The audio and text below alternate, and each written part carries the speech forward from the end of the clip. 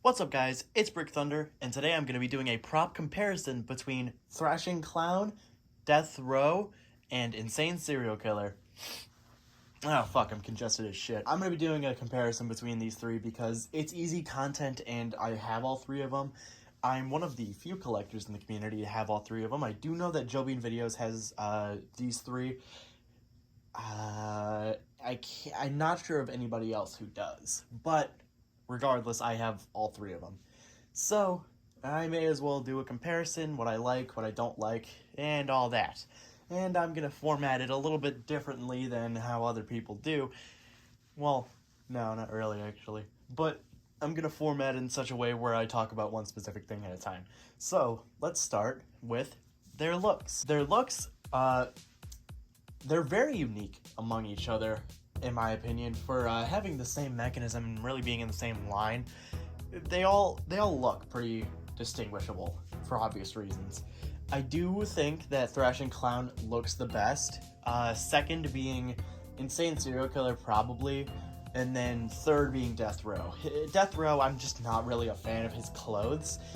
They look pretty alright, although I don't like the blood on the shirt. I just don't think it looks very good, and it doesn't really make any sense. But I think objectively, Insane Serial Killer has the best clothing, like in terms of the materials. The shirt is made of very high quality material, and then there's the high quality ass rope, like around his legs. It all feels very nice, and I really enjoy how it looks too. But I gotta give the edge to Thrashing Clown here because he probably has one of the most unique clown outfits, in my opinion. I really enjoy his outfit. It's great. The purple color scheme is fantastic, in my opinion, along with the polka dotted shirt and then the stripes on pretty much everything else. It's a generally great pattern, and I enjoy it a lot. In terms of the clothing quality, as I stated, I think Insane Serial Killer takes the cake there, but Thrashing Clown, I think, looks the best. Now, let's go on to soundtrack. Thrashing Clown again takes the cake here. I'm giving it to him with a very slight... He very barely beats out Death Row, in my opinion. Although Death Row, he's just not as, like, ear-blazingly loud. The fact that Thrashing Clown is so damn loud really just goes farther to convey the terrifying nature of this prop as a whole, and I enjoy it. The Death Row over there is fairly quiet.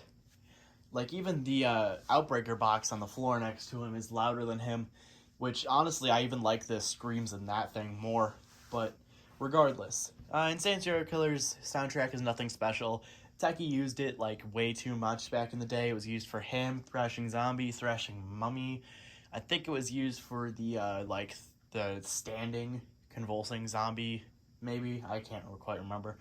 But regardless, it's a somewhat generic soundtrack, just full of grunts and such, and, yeah, I don't know. I've never been too big a fan of it, but it definitely works for him, and it's still pretty loud.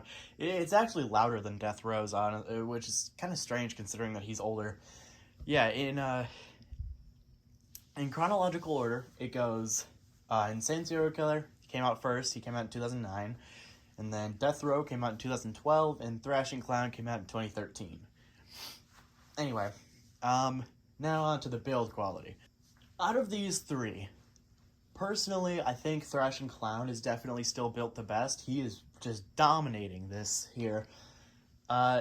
He's definitely probably the most solid. Mechanically, he's pretty great, honestly. That was the first year when Tekky started using their newer thrashing mechanisms. 2012 Death Row used the old thrashing mechanism that's also used in Insane Serial Killer, but I have a later model of Death Row when because he was sold for a really long time on Spirit site. I think I got him probably in like 2018 or so. I got him new in the box when he was still being sold on Spirit site. So, yeah, Thrashing Clown, he's probably also the most intricate in terms of features. He has blacklight compatibility, which isn't really much. But he does have an added volume control, and generally his speaker is just much louder and really not that much clearer. my death row is really quiet for some reason, so I think that might be part of it. But yeah, generally I'm gonna have to give the edge to Thrashing Clown here. Insane Serial Killers, he's alright in terms of build. His mechanism isn't great, although I do think it fits him better than the other two because it looks more like he's trying to escape. He doesn't thrash around nearly as much. He like genuinely looks like he's just trying to escape his like shackles, and I think it looks really good. For what it is, it still works very well, especially considering how I got him. I may as well take a break from this to talk about the stories of how I got these guys. Out of these three, I got Death Row first. As I had mentioned, I got him in about 2018, I think. Oops. Shit. Yeah, I got him in, I think, 2018 approximately, when he was still being sold on Spirit Site. I unfortunately don't have his box anymore. I think it kind of got destroyed a couple years ago because I just put too much shit in it and then it just kind of crumbled. But I do remember it wasn't like a standard Spirit box. It was one of those Tekky boxes where it's just a shipping box with a sticker on the front of it. That's kind of how most people will get like Guardian of the Grave. That's how most people receive their Hovering Ghosts, things like that. I think Death Row was also on Get Cool Stuff for a while. Insane Serial Killer I got next. I got him in October of last year. He was in the storage unit that I had found that a lady was selling a bunch of stuff on Facebook Marketplace from. And there was this massive bin, and there was a couple of old like latex static props in there, and then jammed at the very bottom was this guy. I could barely recognize him, but then I realized, oh, this is the Insane Serial Killer by Tekky. Yeah, he was in really rough shape. He was filthy as fuck. He was snapped in half. His body was snapped. The snap to lock pole was snapped.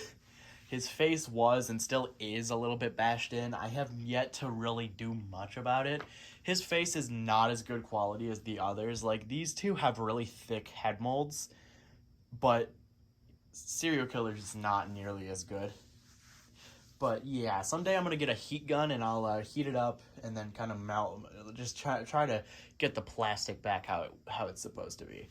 But anyway, yeah, I have a restoration video on my channel of him. I'll probably link that.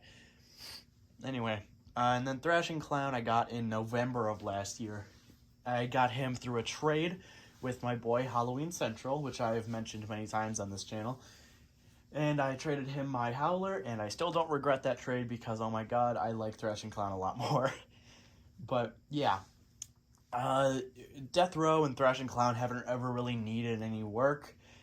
Thrashing Clown's TNT box was really squeaky and, like, sticky when I first got it, so when he would press it down, sometimes it would just stay down, and it wouldn't go back up. But I oiled that, and then now it's pretty much fine.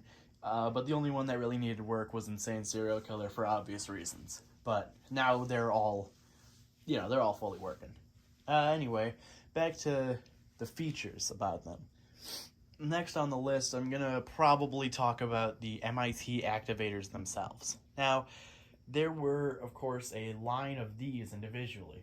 These two, the TNT box was meant for Thrashing Clown, but the Outbreaker box was meant for Electrified Maniac, which came out the next year. Or no, 2 years later. Death Row was 2012, Electrified Maniac was 2014. Regardless, the electric box that actually came with Death Row, I'll probably put a video of it like up right now unless I forget to edit it in. But it moves, and this one doesn't. And it's still got some pretty cool lighting effects, but goddammit, I just like this one so much better. It's just a lot more realistic in my opinion. The electric box really just doesn't make much sense at all, but this one is just much more realistic. And I also love the sound of just the alarms and how there's like synthetic hair inside of the one of the like tubes, the clear tube, to make it look like lightning zapping. It's a cool effect.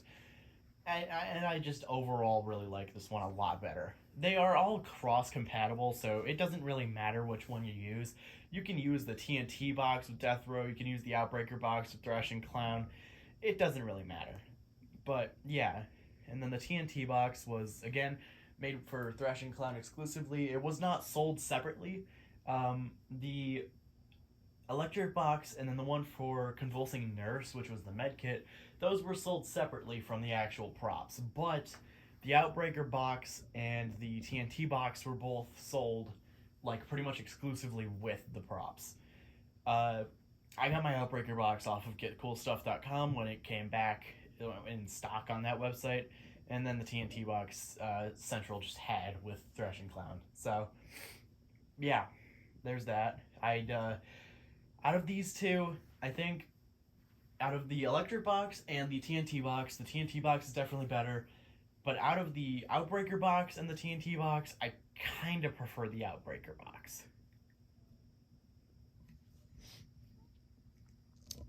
Not sure what else there is to add here. Death Row has the most lights out of all of them, and he has the best programming for the lights. They flash to simulate him being electrocuted. Thrashing Clown just has lights in his eyes, and then Insane Serial Killer does not have lights at all. Which, I mean, that's fine. I don't really care. They all have sound sensors and motion sensors. Death Row's is in his mouth. Thrashing Clown's, I don't know if you'll be able to see it really, but it's in the middle of his forehead there. And then so is Insane Serial Killers. It's like embedded in one of those holes in his mask. So, yeah. They all have motion sensors and sound sensors. I think all of mine work, but I never really use them on sensor. Also, these were sold at a couple of different places. Thrashing Clown was exclusive to Spirit until he got eventually put on getcoolstuff.com, but there was only like one of him then. So, realistically, he was just exclusive to Spirit. Death Row, I believe, was sold at a couple of other places, like online retailers. He was not exclusive at the very least. And then Insane Serial Killer was sold everywhere.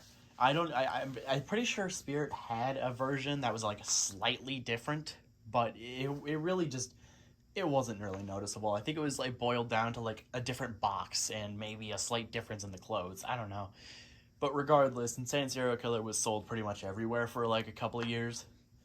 So yeah. In terms of price, Death Row I think was $150. I think Thrashing Clown I know was $150. And I have no idea for Insane Serial Killer, who's probably $150. I got mine for free. But yeah, I think. I could be wrong. But anyway, I'll go up and activate them each individually. I've still never actually done a proper review on either Insane Serial Killer or Death Row. So I might just do one of, I don't know, maybe just Insane Serial Killer. Death Row, there's not really much to talk about, especially since he's very common and he doesn't really have much of a story with me. So, regardless, yeah, I'll go up and activate them. I'll start with Thrashing Clown.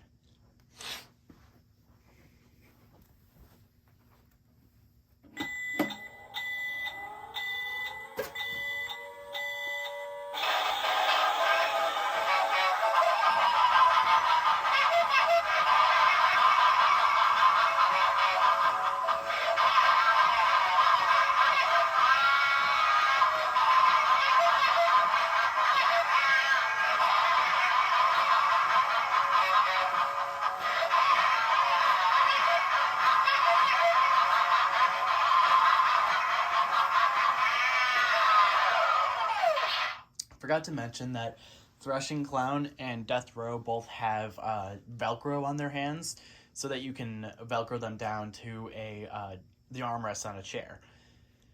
And it works pretty well, except for Thrashing Clown's massive cleaver. You can even see right there, it's sort of a little falling off.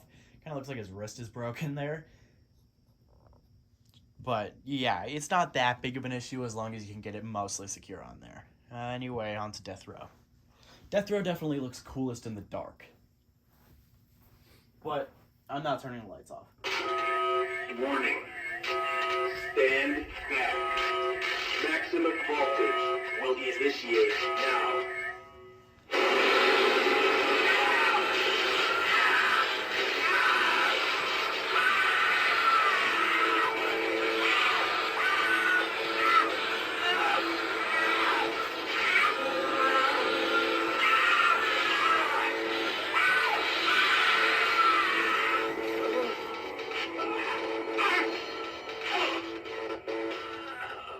yeah, as you can see, the Outbreaker box has the longest activation, like, out of all of the MIT activators, too. Thrashing Clowns, the TNT box is the least long. It just kind of does the exploding effect, and then that's pretty much it. The med kit and the electric box, they kind of open for a minute, and then they close. But the Outbreaker box lasts for pretty much the entire activation of Death Row and Electrified Maniac, which is pretty good. It acts as a good supplement, especially for my Death Row, who is very quiet for some reason.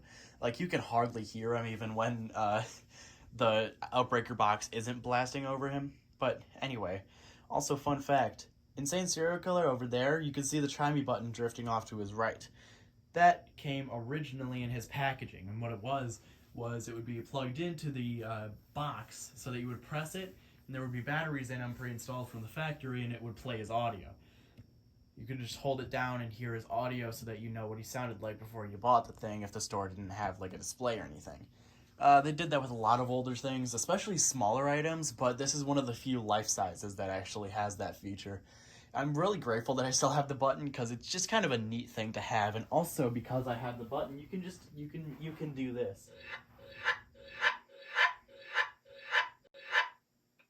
Yeah, it's fun.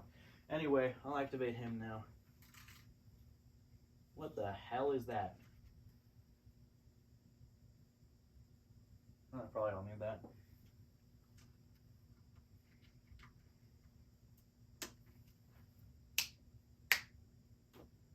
Hello?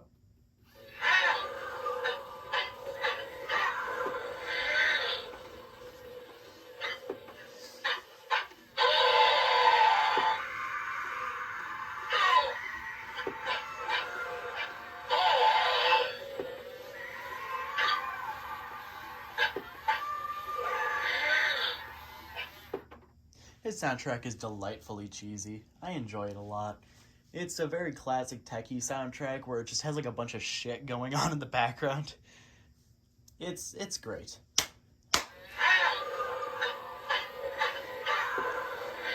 And as I've mentioned, he obviously doesn't move around as much as the others. Also, his hands are behind his back, so he doesn't need the Velcros on his hands. Actually, he doesn't even have hands. I'll go up and show, but the hands, quote unquote, are just basically pieces of cloth that are sort of like behind him. Yeah, see? And yeah, there was his motion sensor that activated him. Yeah, that's really about it about these guys. Once he shuts the fuck up, I'll continue talking.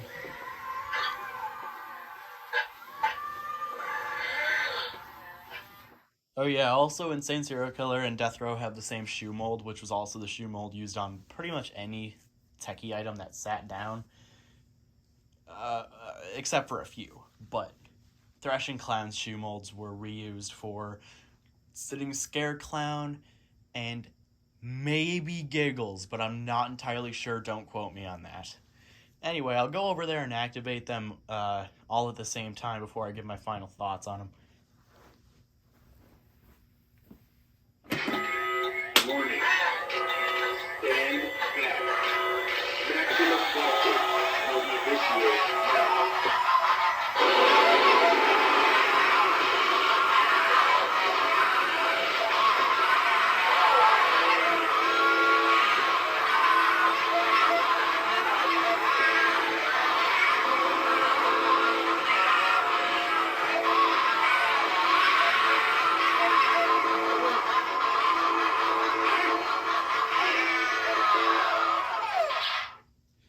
They're supposed to also be kind of going like forward and backwards instead of just side to side, but the way I have them sat, the chair leans back a lot, so it kind of keeps them more leaned back than anything. It doesn't damage them, it's just a thing.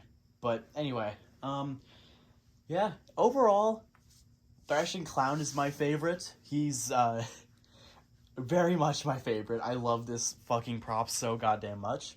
It's so cool. His soundtrack is great. His looks are fantastic. His head mold is terrifying. He's just an overall fantastic prop. Death Row, I don't want to undercredit him for how great of a prop he is as well. He's probably the most versatile prop here, and one of the most versatile props that I've seen, honestly. You can use this guy in most any type of theme, and he'll work to a certain extent. Hell, I used him in my goddamn carnival theme. I had, like, a booth where it was execute your own prisoner. I actually have the box that I wrote for the sign, hi Wacky, up there behind him. You can only see your, but you get the point. He's the most versatile, and I think in terms of actual props, I think him and Thrashing Clown might be tied, but I still prefer Thrashing Clown. And then Insane Serial Killer exists as just kind of a more basic version of the two, who is also for like a little bit more of a niche use, but regardless, he's still pretty great too. I love him as a background piece. But if you're gonna get any of them, I would recommend trying to get Thrashing Clown. Unfortunately, he's a little hard to find nowadays, but so is Insane Serial Killer, but he goes for a lot less, because he's not nearly as sought after. Death Row is very common because of how long he was sold. I think there are still a couple of websites that actually still have him in stock to this day. But yeah, anyway, and that's really about it now. Overall, all the Thrashers are pretty good. Except for the Mummy and the Zombie. Those ones kind of blow.